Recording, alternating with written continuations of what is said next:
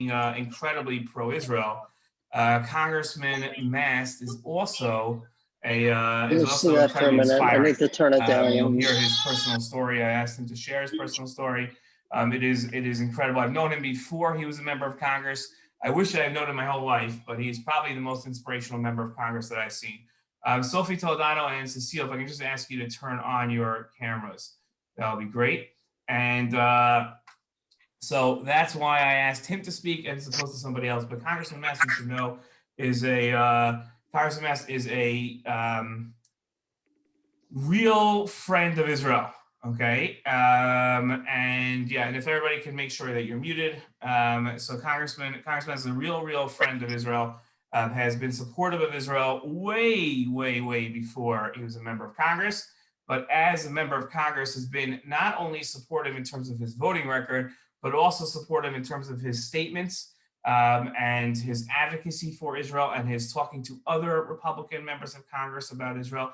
He is exactly the type of member of Congress that we always want in Congress. That's exactly who we want. We want a bunch of Congressman Masts. That's what we want. We would love to have 535 members of the Senate and the and Congress as Congressman Mast. Okay, the one thing I am worried about, the only thing I'm worried about is if this event was widely publicized, much more than I'm usually comfortable with. And I'm worried about like Nazi bombing, where somebody's going to come on. Congressman Mast is somewhat of a controversial figure because he's a Republican, which makes him controversial to Democrats. But that doesn't mean there's anything wrong with him. But he's also very supportive of President Trump. Has been very supportive of President Trump, which adds on to it. And the fact that we're having an event that celebrates the U.S.-Israel relationship, it's sort of like the trifecta of invitations for Nazis to come and infiltrate our thing. So we have Daniel Geller, who's guarding the gates, and I'm sort of looking at the different names before we let them in. So not anybody can just get into this room, but it does that does worry me. If that does happen, so then we'll just slowly kick the person out and then keep going. But let's hope that it does not happen. Okay, we've got about 10 minutes. I want to give a small, brief, sort of a summary of what we should be worried about, what we should be concerned about. I think many of you are familiar with the big issues that we have to be worried about as advocates of the U.S.-Israel relationship. First and foremost, and probably first 5 things on the list are Iran. Okay, Iran is the biggest fear that we have, not just because of its nuclear weapons program, which is of the 4, the top 5 things on the list that Iran makes it. Its nuclear weapons program is number 1 through 3 because that causes it to be an existential threat to Israel. Meaning, if Iran gets a nuclear weapon, it's not going to be like Soviet Russia, who had a nuclear weapon and was going to be that was probably never going to use it because that would automatically make the destruction of Russia guaranteed, because if it fired a nuclear weapon at the United States would immediately fire nuclear weapons at Russia, and it would be what's called mutually assured destruction, where both countries can assume that they would be destroyed. Iranian presidents in the past have made statements along the lines of that they would be willing to give up 40% of their population in a retaliatory nuclear strike if it meant the end of Israel, meaning they wouldn't mind if Israel fired nuclear weapons back at Iran. That would not be the worst thing in the world for for Iran if 40% of their population died. Obviously, they would want the leaders to survive, but everybody else they could care less about. Okay, so that's not something that they would mind. So with Iran, different than Soviet Russia, if Iran would get a nuclear weapon, or different than, let's say, Pakistan and India, who are nuclear powers, and different than any other country that has nuclear weapons today, we're pretty much, except for maybe North Korea, we're pretty much guaranteed that they're not going to be used. When it comes to Iran, the guarantee pretty much goes the other way. Iran has talked about wiping Israel off the face of the map, that Israel is the Zionist entity is a cancer that has to be eradicated from the world. So if you're viewing yourself as a cancer that has to be eradicated from the rest of the world, and then you give that a nuclear weapon, that becomes a huge problem for those of us living in Israel. Our only, it should also be a concern for Americans, because Iran has also said that it wants to eradicate America. So that's our number one concern. Our second concern when it comes to Iran is the fact that Iran is the largest state sponsor of terror, which means that 9 out of 10 terror attacks that take place in the world are sponsored by Iran. Iran is the country paying for Hezbollah. It is paying for it's paying for some of Hamas's expenses. It's paying for terror attacks in India last week. It's paying for the bombing of the JCC in Argentina 25 years ago. Okay, so these are the two bombings of Argentina. So Iran today is the home of Al Qaeda, which did 9/11. It wasn't back then, but they've opened up their doors to Al Qaeda. Okay, now President Trump did something that was great by making the call of assassinating General Soleimani, who was sort of the brain trust behind that terror. But that's still a very active terror threat to the world, and especially not just in Israel, but all Jews around the world. Iran does not differentiate between me living here in Mitzvah Yericho, you living in Miami, Kyle living in Brazil, and I don't know if anybody else here is from somewhere else there in the world, but we're all targets for one very simple reason: we are all Jewish, and since we're all Jewish, we are all equal opportunity targets for Iran. And that presents a big problem for us all. Okay, so that is an issue. Okay, so the last reason why we're concerned about Iran is because Iran also wants to control the entire Middle East, if not the entire world, but first the Middle East. So it has taken complete control of what goes on in Syria. Okay, that Iran is in complete control of everything that happens in Syria, and keep in mind that Syria is on Israel's border. So while Iran is hundreds of miles away from the border, the Syrian border is right here, and Iran has staged attacks against Israel itself from the Syrian border. It sent in drones that were laden with explosives. And as much as Israel has stopped those attacks until now, it only takes one attack for Iran to figure out how to do it. Once they get that first successful attack in, they will then realize and recognize how to keep the attacks going. Okay, that's our number one concern. Our other concerns are also the Palestinian-Israeli conflict, which is another concern. But what I want to talk about the last 5 minutes is decorum and how to behave when a member of Congress is speaking to us. Okay, so let us keep in mind that this member of Congress is speaking to us simply because we asked him to. And he's coming there at our request. Now, it could be that Rebecca was not the one that asked him, and Orel didn't ask him, and Jimmy didn't ask him to come, but he's here for you. He's coming to speak to you because he feels that you are worthy of his time. He does not have that much time. He also, by the way, has a very young family. So there's times that he needs, he needs to spend with just his family that he's taking away from. Okay, this is not necessarily part of his job. So it is important that we're looking at the camera, okay, that we're not doing other things. If everybody looks at me right now, it is clearly obvious that I am on my phone at this moment, okay, because my head is down and I'm concentrating on something else. That's how I bust a lot of you in class. Okay, so what you need to do is be looking at the camera. If you're not looking at the camera, it's obvious that your mind is somewhere else. Okay, so if you're looking down and the camera's up here, that's a problem. Just like if I want you to imagine that he's in front of us and speaking to us, you'd be looking at him, not at his shoes and not across the room at somewhere else if you wanted to see him. Okay, that's number one. The second thing that I think is very important is that, first of all, that your camera's be on. Okay, that's very important that your camera's be on. And another important thing is that if you are at the end, I'm assuming he's going to say, does anybody have any questions? And you should feel free to ask questions. I'm going to ask you and insist that the questions be centered on the U.S.-Israel relationship or on his story. If he told his story and you had a question about his story, that's perfectly legitimate to ask if he tells his personal story, which is an amazing, inspirational story. But I would ask that every single person, and please remember this, write it down if you need to. Please remember that you should, and it's so important that you start off by saying, thank you very much, Congressman, for coming to speak to us. Okay. That is utmost importance for our group. And I know that some of you, this is the first time that you're part of this group. Our group has a reputation that extends all the way to the White House, which we cannot allow that reputation to go away. The reputation is that we are the most polite group of students in the country. And we do that because ad nauseum, even when people tell us, no, please don't, please stop saying thank you. I get it, you're grateful. It doesn't make a difference. We still say thank you. For even when the person says, I'm insisting that you stop saying it, we still say, thank you very much for speaking to us, okay? So no matter what, that is of incredible importance that you preface your comments with, thank you very much for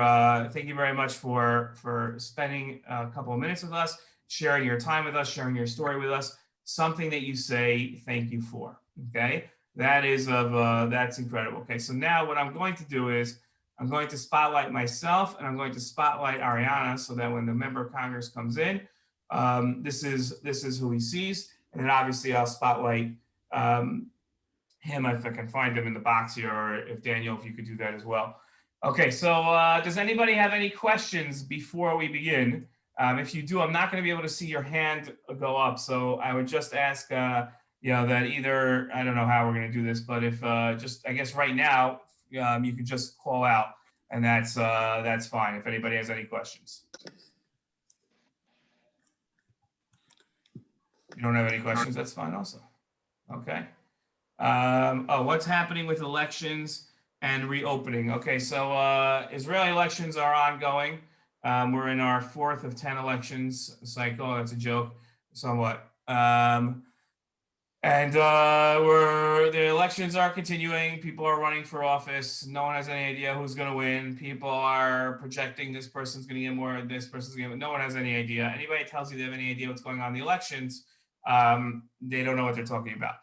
The same type of sort of prophetic way of understanding how Israel works. If anybody tells you they have any idea what's going on with reopening the airport and letting you in, they also have no idea what they're talking about, because the people making the decisions, I'm convinced, have no idea what they're talking about either. So and I'm friends with them. And no, if anybody tells you that for sure, you can go and the airport will be opening up or it won't be opening up, you should know that they don't have any idea what they're talking about. So that's the answer to that question. Okay, does anybody have any other questions? The airport, yes. By the way, I mean are there any other lobbying opportunities scheduled? In 2 weeks' time, we're going to have a representative from Congresswoman Lois Frankel, who is a Democratic Congresswoman from the Boca area. She will be joining us. By the way, for anybody that's curious as to how we all came together, every Monday at this time, we meet on this Zoom channel here at this exact time through NCSY. And then what we've started doing is we used to have just meetings like this where I just talk and answer people's questions. Sometimes I have something prepared to say, but what we've done lately is we've invited members of Congress or members of their staff to come speak to us. And that gives us the opportunity, as opposed to what's going to happen today with Congressman Mast. It's generally our students talking, which can sound unnerving and can sound somewhat terrifying. And I don't know what I'm doing, so how could I ever do that? But it's incredibly empowering. And we help you, we explain to you how to do it, teach you how to do it. And then once you lobby once, and once you speak to a member of Congress and tell a member of Congress, Congressman, Congresswoman, Israel is incredibly important to me. I have relatives there. I want to spend time there. It's my homeland. It's my home away from home. However you phrase, I care about it. And you say that to a member of Congress, and then you see them looking at you and understanding what you're saying. That is an incredible, empowering experience. I've seen teenagers, students of mine, who have changed members of Congress's opinions on issues. And it's incredibly powerful to know for the rest of your life that in just expressing yourself, not knowing every issue. You don't have to be some sort of expert, but just expressing yourself, you had the ability to make a difference and to make things in people's lives much, much better in Israel. The fact that you would be able to do that is an incredible opportunity. So that will be, thank you, Becca, for reminding me. That'll be in 2 weeks with Congressman Frankel. If you're here from Orlando, Orlando in about 2 weeks on March 22nd is going to have an opportunity for somebody from their Congresswoman Murphy's office is going to be speaking to them, somebody from the Washington DC office. Maybe we'll be able to get some of our students in there. So there's a lot of opportunities. So COVID has, at the same time, normally we'd be in Washington at this time. We'd all be on the APAC trip together, having the time of our lives, mostly sleeping most of the day and having fun, but for a few hours of the day doing important work in Washington, speaking to members of Congress. So that's it. Okay, does anybody have any other questions as we wait for the member of Congress, from Congressman Mast, to come in? Rabbi, I have a question. Now would be your time to ask the question. Israel, by the way, no question is unacceptable. All questions are good. So please feel free. Okay, if no one's going to talk, I'll keep going here. But please feel free to chip in. I'm just going to talk to make sure that we don't have dead time and dead space going on here. But in terms of the Israeli-Palestinian conflict, what is it that Talia is speaking, Rabbi? How do I know? How come I don't hear her?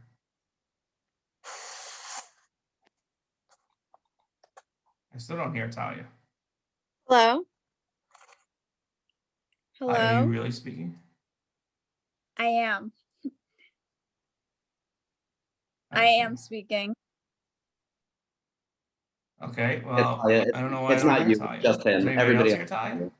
Yeah, Carol, everybody. do you hear Talia? Raise your hand, Carol, if you hear her. Rabbi, she is speaking. We can all hear her. Rabbi, do you hear me? I know I don't hear her because my speakers are off. Do you hear me, Talia, Rabbi? go ahead. Hi, Rabbi. Can you hear me now? Yes, because I turned my speakers on. It's this wonderful invention called the on button. Amazing. Okay, so my question is, I mean, obviously you can't predict the future, but do you think this will be Israel's last election for a while, or do you think that there'll be a fifth election? As Jonathan Amitai just said, I am so smart, but I am not a prophet, so I cannot predict the future. But if you would tell me I have to put a bet down one way or the other, I will tell you we're going to have a fifth election. There's just, I don't see otherwise how it could work out, but I've been wrong many more times than I've been right, and so many things can change, but I don't know how they would. Okay, thank you. No problem. Okay. I apologize for that tie-up, by the way, having my speakers off. Okay. Anybody else have a question? Now you can actually say it and I'll be able to hear it. No one else has a question. Okay. It comes to the Israeli-Palestinian conflict. So what are we, so what are we worried about? And I'm going to remind everybody that when the member of Congress comes here, please do not use the chat so that it doesn't distract him, and also Rabbi, doesn't make what time us did you look. tell him to come in at? I told him to come in. Well, that's not nice. What if I tell you that? What's not nice? No, that's not nice. Don't worry. You allow him because you're always on time. I am. Okay. Okay. Oh, now you speak, Geller. Now you speak. Been quiet all day. Okay. Then now we're just My son, Geller. My son. Geller, give us a parsha, Geller. Okay. Okay, so Carol asked what happened with the pipeline. The last I heard was that Iran was being blamed for it. I don't think it's if I'm correct in what you're referring to, I think you're talking about, it wasn't so much a pipeline as a ship in the middle of the Mediterranean. Like the oil spill. Yeah, so there was a big oil spill off the coast of Israel, which in America, when you have an oil spill that big, it's not that big of a deal because it's pretty much a small area, but Israel's whole beach, the whole coastline is very, very small. So since it's very small, there's not No, there's not that much. I just want to pause for 1 second. It is true that Iran is being blamed, but not really, because there's not really any evidence against it. So it's really just the environmental minister, Gil Gamliel, who said it, and then nobody backed her up on it. But Todd Cohen from NCSY would like to say something. Todd, go ahead.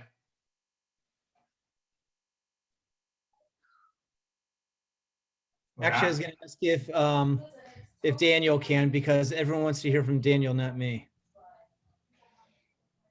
Okay, 3 Hillel boys are not indicative of everyone. That's like very We important have to a know. big say, so please respect us. We have an equal voice, Daniel. You guys all okay? All right. Really great to be here with all of you. So exciting that we're launching a ton of initiatives for you to get involved in. Typically, Rabbi Pilachowski every time will say we don't do fun things. We might know what fun is every once in a while. As Ilan Koenig will tell you, he has the best time just calling us out on Zoom calls. So you're more than welcome to join. Every Monday we do this where we speak with members of Congress and learn together. We also have Instagram accounts like Israel Insider, which you're more than welcome to join and learn about Israel. Rabbi Pilachowski and myself also live in Israel, so you should feel free to come visit us whenever that opportunity presents itself. And we'll just see. Yeah, Israel Insider, okay. I don't do flips, so I don't know what Moonlock is talking about. But a new thing on Twitter. Come on, Geller, get with it. Why do you know more about what's going on Twitter than I do? That doesn't make sense. Because I'm cool. Okay. That must be it. I tell myself every morning when I wake up and look in the mirror. Okay. Where is the congressman?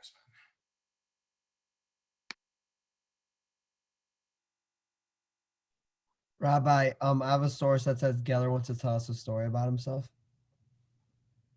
Ilan Koenig. Rabbi, Okay. I have the source.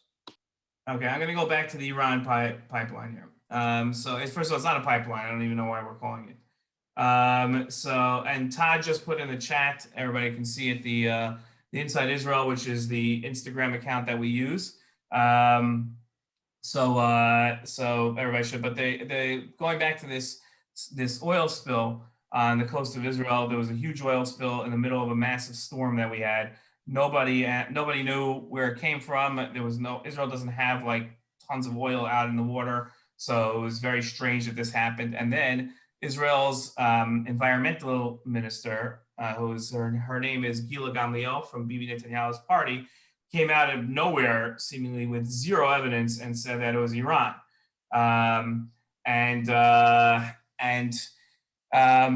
Hold on 1 second. Okay, I'm going to mute myself. Go, if you can take over. Brian Mast's assistant is calling. So, Great.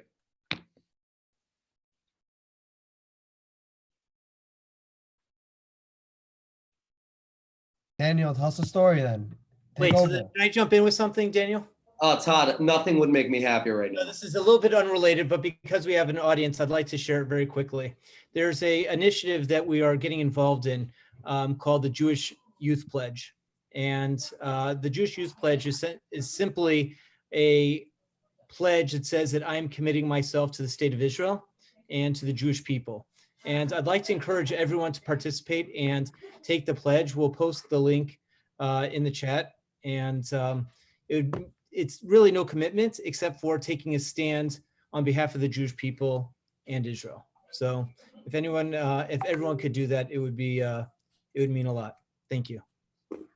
Koenig, you heard that? He's talking to you. And you, Ackerman, and you, Hamami, Kafka.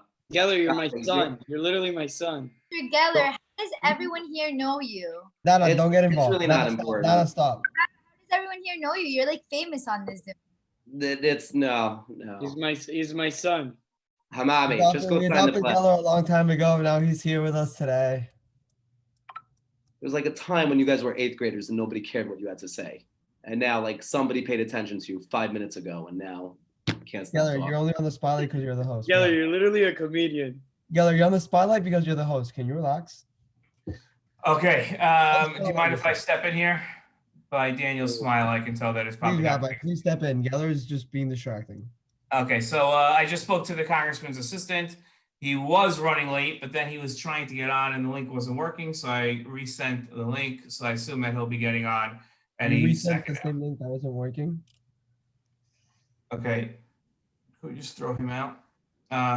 Okay. Oh, did I say that out loud? I'm sorry. Okay. So, okay. Is there a passcode? No, I have to let him in.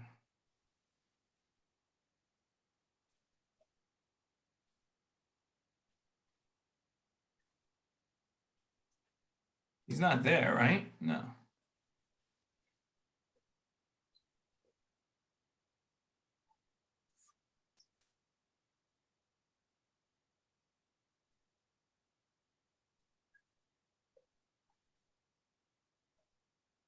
Why would they be having problems with this?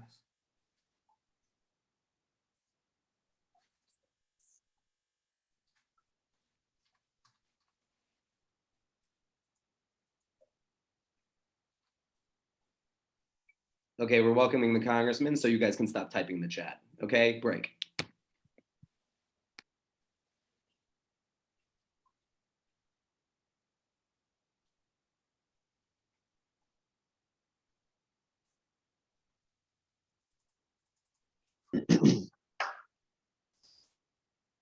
Hello. Hello, Congressman. Hey, how are you doing today? Good. Good to see you. It's Uri Pilachowski. Yep, I can see you. You can see me. Great. Okay, excellent. So we have about 75 students here who are incredibly excited to see you. And I'm not going to keep talking. I'm going to have one of our students, Ariana, speak and introduce you. So I'm just going to let her go to it right now. Sounds like a plan. So hello, and oh, can you guys hear me? Yep. Okay. So first of all, I want to thank you on behalf of every single student on this call for taking your time to speak to us. I know it's going to be inspiring and motivational because I've had the honor of being able to hear Congressman Mast speak before at a parlor meeting. His story is going to move every single one of you that's on this Zoom call today. From his journey from the American Army going into the Israel Army. It's truly inspiring, and I can't wait for all of you to get to hear this story. Congressman Mast is a true friend of Israel. He's done multiple things to strengthen this U.S.-Israel relationship, as well as strengthen Israel as a whole. He's introduced bills such as the Palestinian International Terrorism Support Prevention Act, and as well as to provide Israel with the largest non-nuclear bomb in Israel, in the U.S. arsenal, with the ability to strike at Iran's well-protected nuclear facilities. I can't wait for all of you to get to hear his story. He is truly inspiring, and as all of us who are, I'm sure, ready to be politically active and start to be in advocacy for Israel, you're all going to love his story and love what he has to say, and I really encourage all of you to really listen to what he does have to say. Again, I am so proud and so thankful that he is here today, and to pass it over to Congressman Mast. Thank you. Rabbi, I think he left. No, Rabbi, he's he right. got disconnected. He's coming. Let's try right again. We have to go this. We have to. Oh, He's here. He's here. Let's try again. You just missed like the greatest introduction that even your mother would have been very, very proud of you if you had heard I'm sorry I missed it. Rabbi, should I restart? No, we're good. We're good. Okay. Go ahead. Congressman, Yuri, you're what up. do you? All right, what do you want me to start with, Yuri? I think it would be great if the students had a chance to hear your incredible life story. I think that really puts things into context as to what makes you so unique. And then maybe if you could talk about why you care so much about the U.S.-Israel relationship and some of the legislation that you have pending that you've written to strengthen the U.S.-Israel relationship.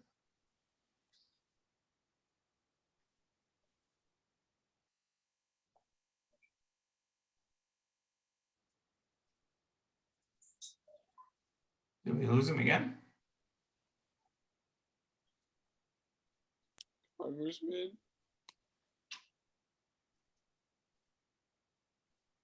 Oh, no, wait, Congressman, your microphone is off. No, I think he left again, Rabbi. No, he's here. I'm looking at him. I'm back. You're back. Yeah, here we go. I don't know why it keeps going on and off. I apologize. Let's try to get through this and see if we can have a conversation. So one, Thanks for the opportunity to speak to you all. It's important conversations that we have about the U.S.-Israel relationship, about what the U.S.'s role is in international relations, particularly in the Middle East and other places. And there's a lot going on. The fact is, in Congress, I have a close connection to what goes on in the Middle East. I there for about a dozen years. I went and served over in Israel for a spell, which I absolutely enjoyed. Learned a tremendous amount about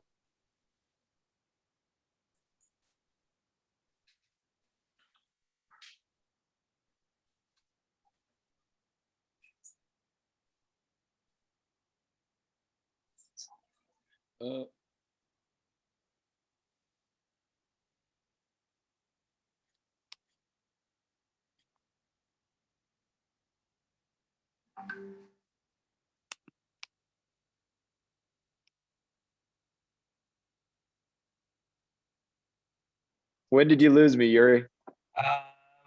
About just as you were starting to talk about your relationship to the Middle East. All right. I don't know. Maybe we better just go into their questions because I don't know how this link's going to go here. No, we got to hear your story. I got to insist. Too good.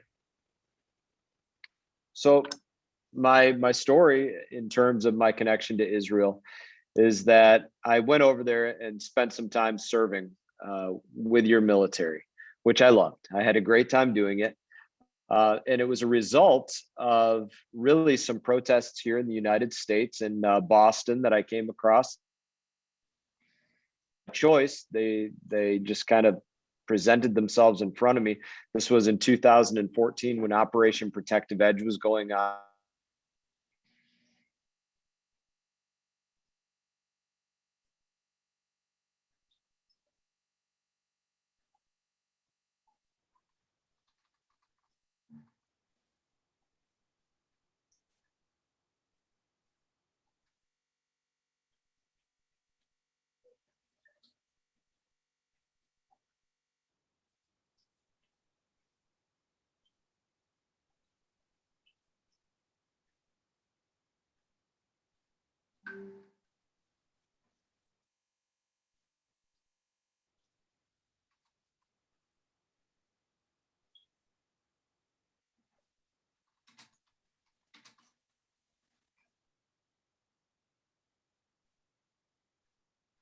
Okay, well, this is not how it usually works.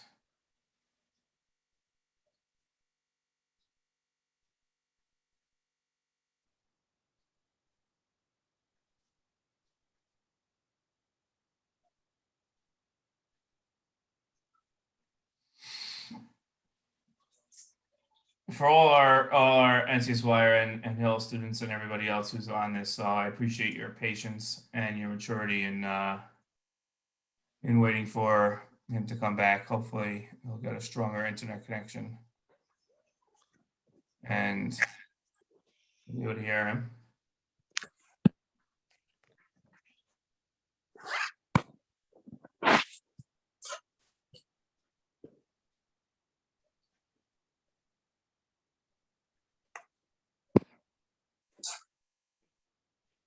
Okay, in the meantime, we'll wait for him to come back.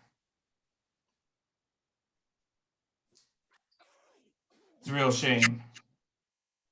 Computer. Oh, Trying there to- we go. Perfect. Okay, now you're back. Hold on, let me put you on spotlight here. Yeah. Okay, go ahead. You're worth the wait. That's the good thing. We tried a new computer, so we'll see if this works. Okay, great. All right.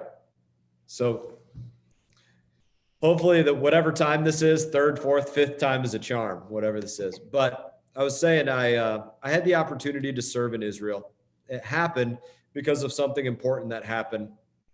And this goes towards a really misconstrued worldview that many hold.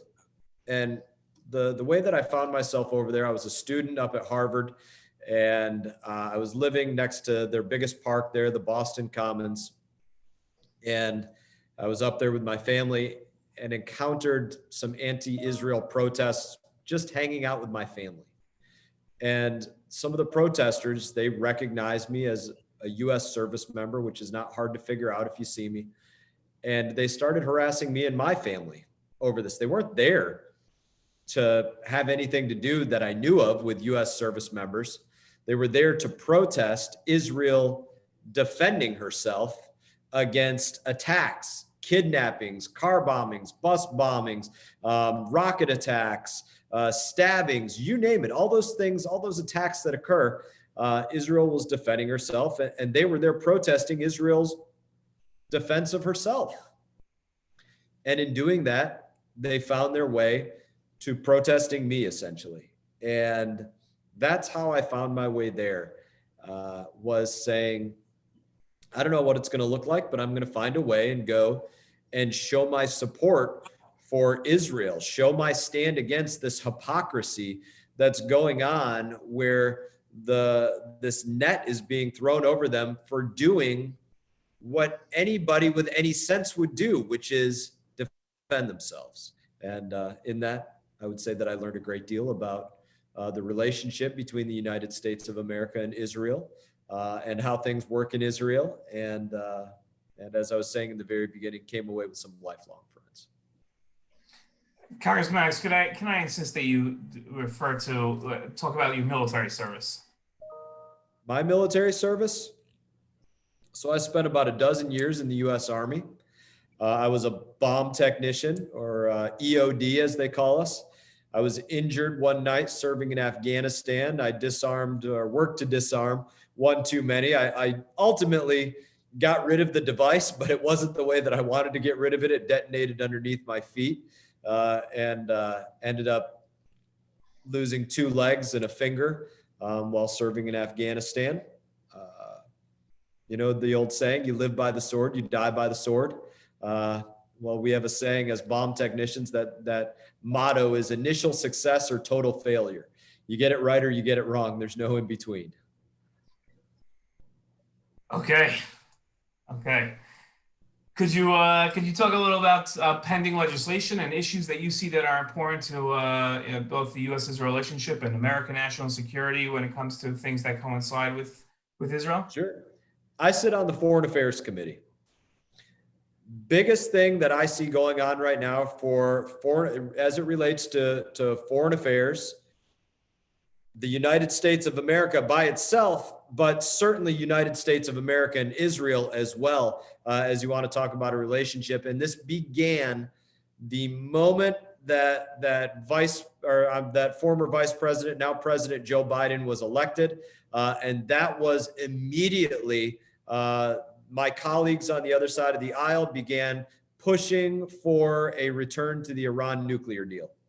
It is the biggest thing that is going on right there. And you see right now, this country that threatens Israel, threatens the United States of America, has been active in terrorist attacks, year after year, rocket attacks, you name it, all those things that we listed off before, now saying that they have terrorist cells in the United States of America. That's not profound information, not something that we didn't know, but now they're going out there and saying this sort of thing.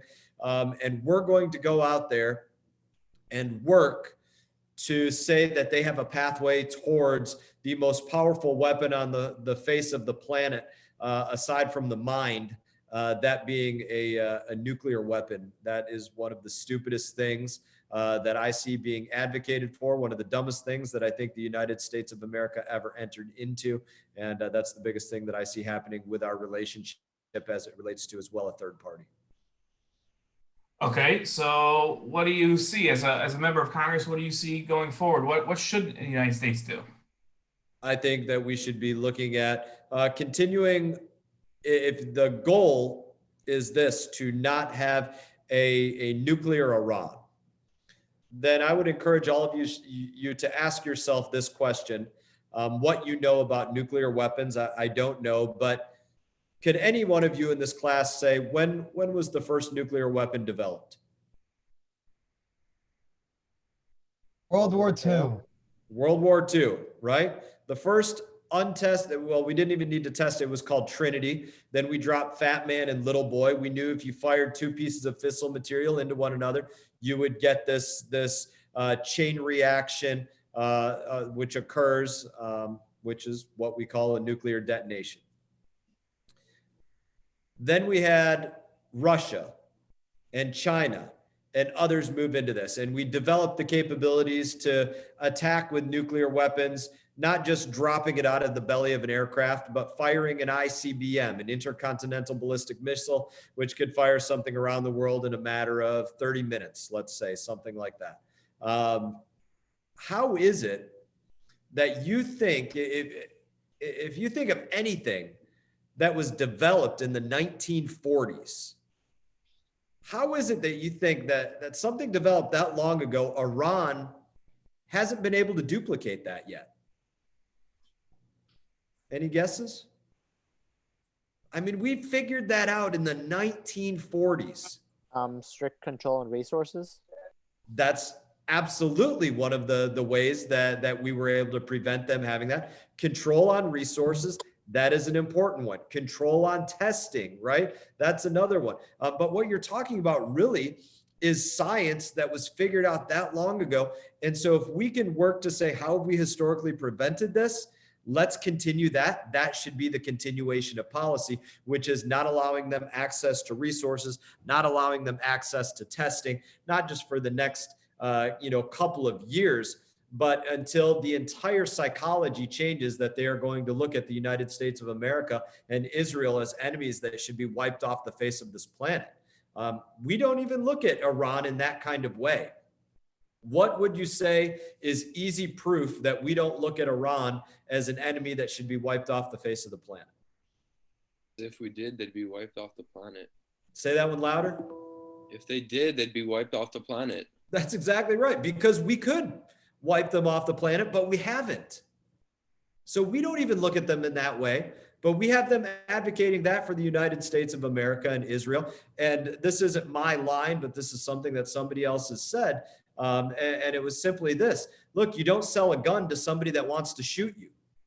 And that's, I think, what this boils down to when it comes down to policy. We're not going to give you the materials. We're not going to give you the access to testing. We're not going to give you anything that relates to this.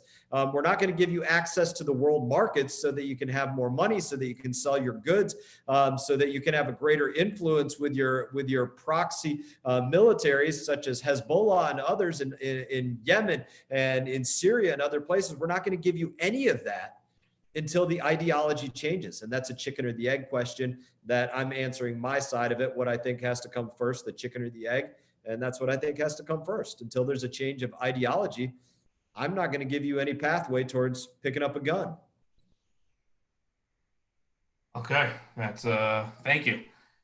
You're a prolific bill writer when it comes to the U.S.-Israel relationship. You've written a number of bills. Can you discuss some of them and some of the details and why you think they're so important? Yeah. So one of the biggest things that I've worked to do is to put sanctions out there, say that there should be different ways to assess sanctions on those that are going to bring attacks to the United States of America and her allies, chiefly being Israel over there in the Middle East. And one of the ways that we do this is to go out there and use some of our agencies like Commerce and Treasury and others to assess what's going on in bank accounts, where dollars are moving around, who are the financiers of nefarious activities, making sure that they get designated as the appropriate terrorists or terrorist influences that they are, and making sure that we have the ability to either eliminate them or cut them off from their ability to influence the world with their dollars, with their voice, or with anything else. And that's been one of the big things that we've worked on is Hamas sanctions. Specifically on Hamas. Yes. Okay. And how would those and where's the bill standing now? So this is something that we've been working on through the House of Representatives, have been able to move it through the House. It's something that we're going to continue to work on as we move into this next Congress as well. I think it has a very good chance of moving through here. When you look at the people that have signed on in the past, it has a very good chance of moving forward. Let's switch and move to the political side of this that puts anything against Hamas, Hezbollah, Palestinian Authority, or others makes it more difficult to address that. And that is this.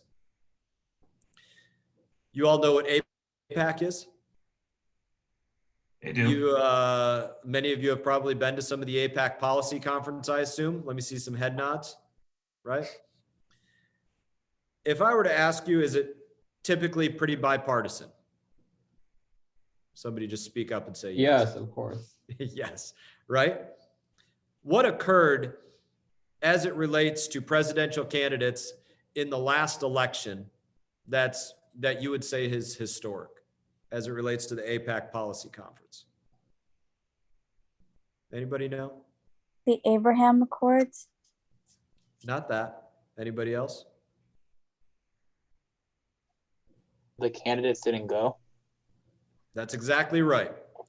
So all of a sudden, as it relates to an entity that has been historically bipartisan, inviting members from both sides of the aisle to come and speak, you all of a sudden had presidential candidates across the board, senators, those that are now in office, others that just wanted to throw their name out there to become president, saying they were not just saying, but competing with one another for who was going to say the loudest that they weren't going to attend the AIPAC policy conference.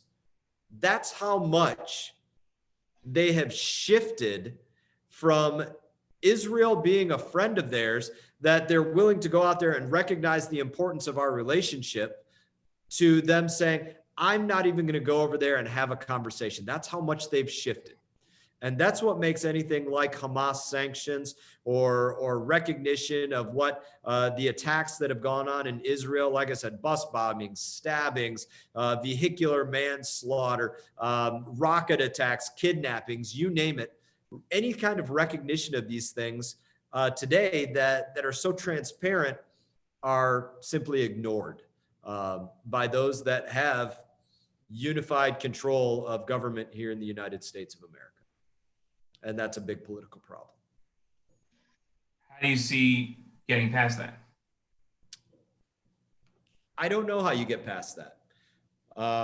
As in terms of them changing policy back towards saying they're going to have an honest conversation. Now, one of the ways that you change being able to move policy and legislation is looking at who are your allies and who are your friends and who sticks up for you, and making sure that you vote accordingly. That's certainly a part of it. But in terms of the narrative changing on the Democrat Party, let me, I don't know if you all want to do a show of hands that Yuri can see what the hand raising is, or whether you all just want to speak up.